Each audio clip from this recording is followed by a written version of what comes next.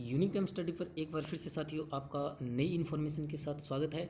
मित्रों, आपको पता ही है कि भी RCDF का एग्ज़ाम चल रहा है। आपका एग्ज़ाम क्या है, जो इलेक्ट्रिशियन से हैं उनका एग्ज़ाम 16 तारीख को होना तय हुआ है। तो इसके लिए आपकी तैयारी तो अच्छी चल रही होगी। इसके साथ ही आपको क्या है, प्रीवियस ईयर पेपर की आवश्यकता ज़रूर पड़ती है। तो मैं आपके लिए आज के प्रीवियस ईयर पेपर का जो लगभग पैटर्न लेकर आया हूँ, इसमें हम पैटर्न से संबंधित लगभग बातें करने वाले, लगभग उसके नज़दीक आपके प्रश्न आ जाएंगे। सबसे पहले मैं इसका जो सिलेबस है उससे संबंधित बातें कर लेते हैं। तो इसका सिलेबस क्या है मित्रों, तो इसका सिलेबस के अंदर क्या है, आपके 40% तो आपके इलेक्ट्रिशियन थ्योरी से संबंधित आएंगे और जो बचे 10% वो क्या आएंगे, आपके जीके से संबंधित आएंगे। तो हम इसमें क्या है, पूरे 50 प्रश्नों को हम हल करने वाले हैं और 50 प्रश्न में से आज हम 25 हल करेंगे और 25 हम नेक्स्ट वीडियो में करें। इस पर अच्छा रिस्पॉन्स आएगा तो हम उस पर हल कर लेंगे। तो चलो शुरुआत कर लेते हैं पहले क्वेश्चन की ओर। पहला क्वेश्चन क्या कहता है कि ओम का नियम क्या कहता है। ओम का नियम में क्या होता है कि जो V समानुपाती है I होता है और V बराबर क्या होता है, I इंटू R होता है। एक तो ये हो गया। इसके अलावा हम देख लेते हैं क्या क्या हो जाता है इसके अंदर। I बराबर क्या है, V इंटू R नहीं हो सकता है, या यह हो सकता है V बराबर क्या होता है, I इंटू R होता है। और I बराबर क्या हो सकता है, V बटे R हो सकता है। V बटे R वाला या ऑप्शन एक ये भी हो सकता है। R बराबर आपका क्या हो सकता है, V बटे I हो सकता है। इन तीनों में से कोई भी ऑप्शन है तो वो देख लेते हैं। तो ये बी ऑप्शन देख लीजिए। बी ऑप्शन में दिया हुआ है कि V बटे R, I बराबर क्या है, V बटे R, तो बी ऑप्शन इसका एकदम करेक्ट हो जाएगा। और इस क्वेश्चन के बारे में इतनी जानकारी। नेक्स्ट क्वेश्चन की ओर हम चलते हैं। नेक्स्ट क्वेश्चन देख लीजिए कि सोल्डरिंग आयरन का जो हीटिंग एलिमेंट है वो किसका बनाया जाता है। तो हीटिंग एलिमेंट किसी का भी हो, सोल्डरिंग आयरन का हो या और किसी का हो, तो ये हमेशा क्या है, नाइक्रोम का बनाया जाता है। तो इसका आंसर क्या हो जाएगा मित्रों, सी एकदम सही हो जाएगा। और इसके साथ ही आप बताइए कि नाइक्रोम के अंदर किस किस का अनुपात होता है, कितना कितना होता है। तो ये आपके लिए मैं छोड़ देता हूँ। नेक्स्ट क्वेश्चन की ओर हम चलते हैं। नेक्स्ट क्वेश्चन देख लीजिए। नेक्स्ट क्वेश्चन है कि निरपेक्ष शून्य तापमान, यानी शून्य तापमान पर जो सेमीकंडक्टर अर्धचालक होते हैं वो किसकी तरह व्यवहार करते हैं। तो सेमीकंडक्टर के हमेशा ही शून्य तापमान पर क्या है, एक पूर्ण इंसुलेटर की तरह व्यवहार करते हैं। और अगर इसका तापमान बढ़ाया जाए तो वो क्या, कंडक्टर की ओर तरह व्यवहार करने लग जाते हैं। और इस क्वेश्चन के बारे में इतनी जानकारी। नेक्स्ट क्वेश्चन की ओर हम चलते हैं। नेक्स्ट क्वेश्चन देख लीजिए। नेक्स्ट क्वेश्चन प्रतिरोधकों का संयोजन दिया हुआ है। तो प्रतिरोध का संयोजन के अंदर क्या है कि एक 20 ओम का है, एक 30 ओम का है और एक 60 ओम का प्रतिरोध है। इन्हें समांतर में संयुक्त करने पर इसका मान क्या आएगा। तो मित्र मैं आपका इसका आंसर बता देता हूँ। तो आंसर इसका आएगा, एक तो पहले बता देता हूँ, इसका आंसर आएगा आपका 10 ओम। कैसे आएगा, तो समांतर क्रम में क्या है, RT ज्ञात करने के लिए बराबर होता है 1/RT बराबर 1/R1 प्लस 1/R2 प्लस ऐसे ही RR लगातार चलते रहते हैं। इसी प्रकार हम इसको हल करेंगे। तो 1/RT बराबर क्या हो जाएगा, 1/20 प्लस 1/60 प्लस 1/, क्या हो जाएगा, 30। अगर इनको सभी को हल करके एलसीएम लेकर आएंगे तो हम अपना उसका उत्तर क्या जाएगा, 10 एकदम राइट आ जाएगा। आप इसको हल कर लेना जैसे मैंने आपको बताया है। नेक्स्ट क्वेश्चन की ओर हम चलते हैं। नेक्स्ट क्वेश्चन देख लीजिए। नेक्स्ट क्वेश्चन है कि निम्न में से बल का मात्रक क्या है, यानी बल का मात्रक। सबसे आसान क्वेश्चन आया है ये। तो बल का मात्रक मित्रों क्या होता है, न्यूटन होता है। इसके अलावा देख लीजिए जूल। जूल किसका मात्रक है, कार्य और उष्मा का और ऊर्जा का मात्रक होता है। वोल्टेज, वोल्ट किसका होता है, वोल्टेज का मात्रक होता है। ओम क्या है, प्रतिरोध का मात्रक होता है। इस क्वेश्चन के बारे में इतनी जानकारी। नेक्स्ट क्वेश्चन की ओर हम चलते हैं। नेक्स्ट क्वेश्चन देख लीजिए। अगर मित्रों ये आपको अच्छा लगे वीडियो तो अपने मित्रों को भी शेयर कर देना और पूर्ण देख लेना। जब सेल पूर्णतः चार्ज हो तो इलेक्ट्रोलाइट का अपेक्षित घनत्व कितना होता है। तो जब सेल पूर्ण चार्ज हो तो इसका अपेक्षित घनत्व कितना होता है, तो ये होता है 1.25 होता है। अगर ये ऑप्शन है या इससे नज़दीक जो ऑप्शन है वो देख लेते हैं, क्योंकि इसके अंदर ऑप्शन क्या है, नज़दीक में दिया हुआ है। तो इसका जो बी ऑप्शन है एकदम एक्यूरेट हो जाएगा। इसके अलावा देख लीजिए कि जो ए ऑप्शन है, ये ए ऑप्शन किसके लिए दिया गया, ये क्या है, जो डिस्चार्ज सेल होता है। डिस्चार्ज सेल का अपेक्षित घनत्व 1.18 होता है। अर्धचार्ज का कितना होता है, अर्धचार्ज का होता है 1.20 के लगभग आसपास इतना होता है। तो इस क्वेश्चन के बारे में इतनी जानकारी। नेक्स्ट क्वेश्चन की ओर हम चलते हैं। नेक्स्ट क्वेश्चन देख लीजिए। नेक्स्ट क्वेश्चन दिया हुआ है। नेक्स्ट क्वेश्चन है कि जो स्कूल के इंडक्शन मोटर है उसको स्मिथ स्टार्टिंग के लिए निम्न में से कौन सा स्टार्टर हम यूज़ करते हैं। तो कौन सा करते हैं, 3 पॉइंट काउंटर EMF स्टार्टर या स्टार डेल्टा स्टार्टर या 4 पॉइंट स्टार्टर। तो दो ऑप्शन इसमें से मित्रों पहले कट जाते हैं। 3 पॉइंट स्टार्टर और 4 पॉइंट स्टार्टर DC के अंदर प्रयोग किए जाते हैं। ये क्या, स्कूल के इंडक्शन मोटर, AC मोटर इसके अंदर ये यूज नहीं किया जाता। इसके अलावा बी ऑप्शन और सी ऑप्शन में से कौन सा हो जाएगा, तो स्टार डेल्टा स्टार्टर यूज किया जाता है। स्टार डेल्टा स्टार्टर क्यों यूज किया जाता है, क्योंकि मोटर जो स्कूल किया जाती है इससे क्या, स्टार्टिंग के अंदर क्या, कम वोल्टेज देकर हम धारा को कंट्रोल कर सकते हैं और उसके बाद जो सही रनिंग में उस आएगी तो उसे डेल्टा में परिवर्तित कर देंगे। इस क्वेश्चन के बारे में इतनी जानकारी। नेक्स्ट क्वेश्चन की ओर हम चलते हैं। नेक्स्ट क्वेश्चन देख लीजिए। जो 5 ओम का एक रेसिस्टर है उसके समांतर क्रम में क्या है, 4 1 ओम के जुड़े हुए हैं। तो समतुल्य जो पूरे सर्किट का प्रतिरोध कितना हो जाएगा। तो मित्रों एक तो ये सर्किट देख लीजिए, श्रेणी के अंदर इस प्रकार एक 5 ओम का है, इसके समांतर क्रम में 1 ओम के 4 जुड़े हुए हैं। हम बना लेते हैं 1 ओम के ये 4 बन गई। तो ये 1 ओम का समांतर क्रम में जोड़ेंगे तो समांतर क्रम में समान मान के प्रतिरोध का रेसिस्टेंस ज्ञात करने का सूत्र होता है 1/RN। RN यहाँ पर क्या, ये जो RN है ना, ये क्या है, ये अन्य की संख्या क्या है, प्रतिरोधकों की संख्या है, 1 ओम का है, और अन्य का मान कितना है इसके अंदर, 4 है, तो 1/4 का क्या हो जाएगा, 0.25 हो जाएगा। अब ये सर्किट क्या हो गया, ये सर्किट अब पूरा का श्रेणी के अंदर, श्रेणी के अंदर प्रतिरोध का मान सीधे जोड़ होता है, तो इसके अंदर 5 का जोड़ देंगे, इसका क्या हो जाएगा 5.25, तो इसका आंसर बी एकदम एक्यूरेट हो जाएगा। इस क्वेश्चन के बारे में इतनी जानकारी। नेक्स्ट क्वेश्चन की ओर हम चलते हैं। नेक्स्ट क्वेश्चन देख लीजिए मेरे मित्रों। नेक्स्ट क्वेश्चन है कि निम्न में से मटेरियल कौन सा है जिसकी रेसिस्टिविटी प्रतिरोधकता क्या होती है, न्यूनतम होती है। तो मित्रों न्यूनतम सबसे पहले ऑप्शन के हिसाब से न देखें, सीधा देखें तो ये होती है सबसे कम किसकी होती है, तो वो होती है चांदी की। चांदी ऑप्शन में नहीं है, इसके अलावा उसने क्या दिया है, तांबा दिया है, तो तांबे का क्या हो जाएगा, उससे थोड़ी सी ज़्यादा होती है, लेकिन ऑप्शन के हिसाब से इसके ऑप्शन क्या हो जाएगा, डी एकदम एक्यूरेट हो जाएगा, तांबा होगा इसका। इस क्वेश्चन के बारे में इतनी जानकारी। नेक्स्ट क्वेश्चन की ओर हम चलते हैं। नेक्स्ट क्वेश्चन देख लीजिए। नेक्स्ट क्वेश्चन के अंदर क्या दिया हुआ है कि ऐसा पदार्थ जिनमें मॉलिक्यूल यानी अणु असमान परमाणुओं से बने होते हैं, अर्थात कोई मिलाकर बना दिया जाता है, तो ऐसा कौन सा होता है, तो ये होता है कंपाउंड। कंपाउंड यानी यौगिक होता है जो कि असमान अणुओं के द्वारा एक निश्चित अनुपात में, असमान होते हैं लेकिन निश्चित अनुपात के अंदर बनाया जाता है।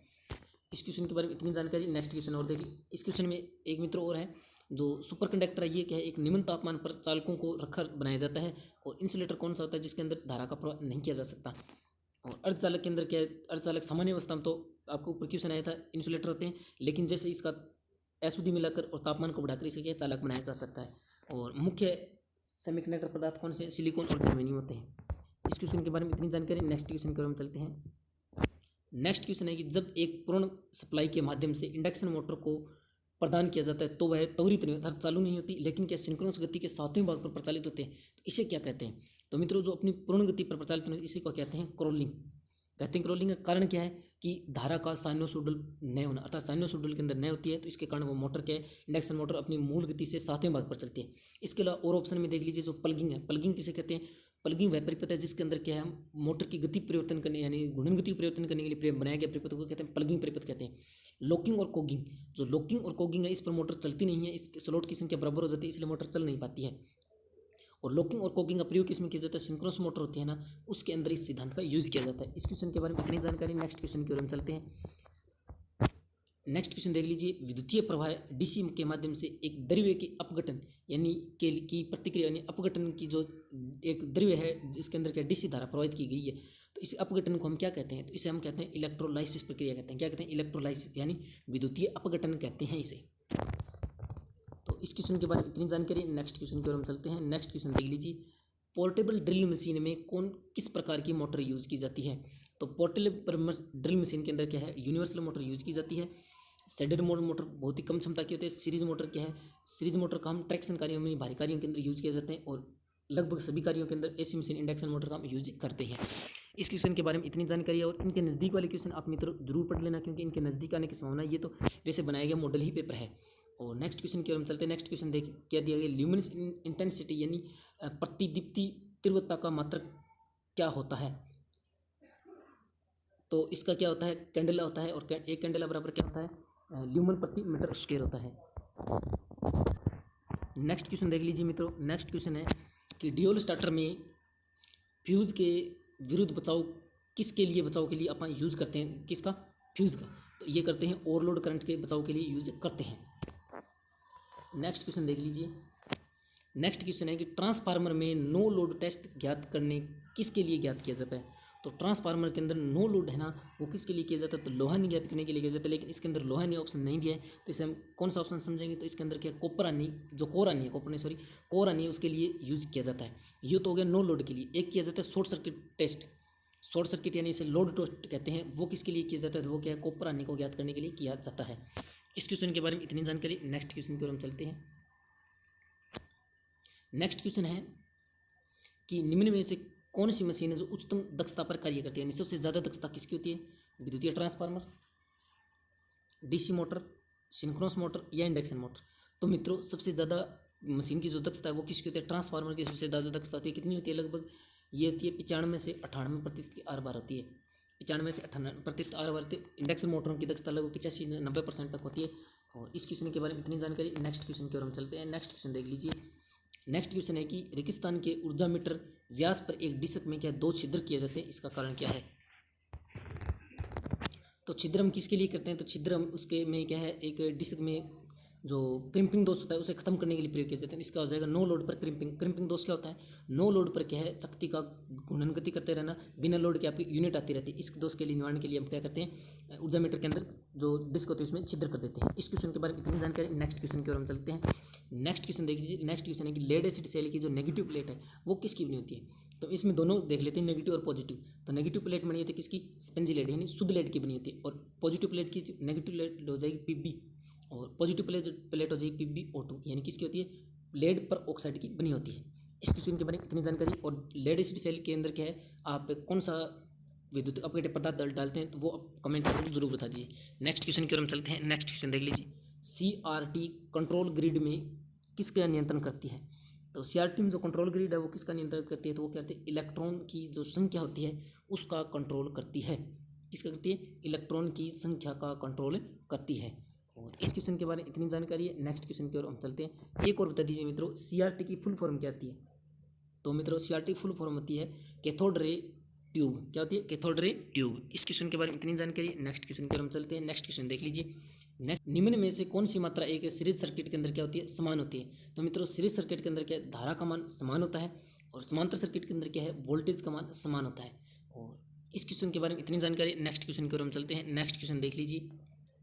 नेक्स्ट क्वेश्चन है कि परिपथ आइसोलेटर किससे विसंयोजित करता है, यानी आइसोलेटर हम परिपथ के अंदर यूज करते हैं तो किसे विसंयोजित करने के लिए प्रयोग किया जाता है, जब लाइन में क्या धारा नहीं हो तो उसे विसंयोजित करने के लिए यूज किया जाता है। नेक्स्ट क्वेश्चन देख लीजिए मेरे मित्रों। तो नेक्स्ट क्वेश्चन दिया हुआ है कि रेगिस्तान को पहले लूप के फॉल्ट करंट के RMS मान के रूप में परिभाषित किया जाता है। यदि फ्यूज को नगण्य प्रतिरोध के एक साधारण कंडक्टर द्वारा प्रतिस्थापित कर दिया जाए तो क्या होगा। तो मित्रों क्या हो जाएगा, संभावित करंट उसके अंदर क्या होगी, संभावित करंट को क्या पहले लूप के अंदर फॉल्ट के RMS रूप में परिभाषित किया जाता है। यही पर जो फ्यूज होता है उसके संबंधित होता है। और इस क्वेश्चन के बारे में इतनी जानकारी। नेक्स्ट क्वेश्चन की ओर हम चलते हैं। और नेक्स्ट क्वेश्चन और आज का लगभग अंतिम क्वेश्चन है। इसके बाद एक और है, ट्रांसफार्मर की रेटिंग किसके अंदर व्यक्त की जाती है। तो जो ट्रांसफार्मर की रेटिंग है वो किसके अंदर की जाती है, तो वोल्ट एम्पियर के अंदर, V और I के अंदर व्यक्त की जाती है। इस क्वेश्चन के बारे में इतनी जानकारी। आज का अंतिम क्वेश्चन देख लीजिए। तो अंतिम क्वेश्चन है मित्रों, विद्युतीय मापक यंत्र में कौन सा होता है, यानी विद्युतीय मापक यंत्र किस किस के भाग होते हैं। तो मूविंग आयरन इंस्ट्रूमेंट, स्थिर वैद्युतिक इंस्ट्रूमेंट, ताप यानी हॉट वायर इंस्ट्रूमेंट। तो हम जो विद्युतीय उपकरण है वो इन सभी में उपयोग कर सकते हैं, जैसे वोल्ट मीटर, एमीटर जो भी बनाते हैं, वाट मीटर, वो क्या, इन सभी मीटरों को क्या यूज़ करके इसी सिद्धांत पर यूज़ करते हैं। तो आज के लिए बस मित्रों इतने ही क्वेश्चन है। आपको ये वीडियो कैसा लगा कमेंट कर जरूर बता देना। अगर इसमें अच्छा रिस्पांस आएगा तो हम पूरा क्वेश्चनों को हल कर लेंगे। 25 बच्चे हैं, 25 हमने हल कर लिए हैं। तो चलता हूँ दोस्तों, ओके बाय।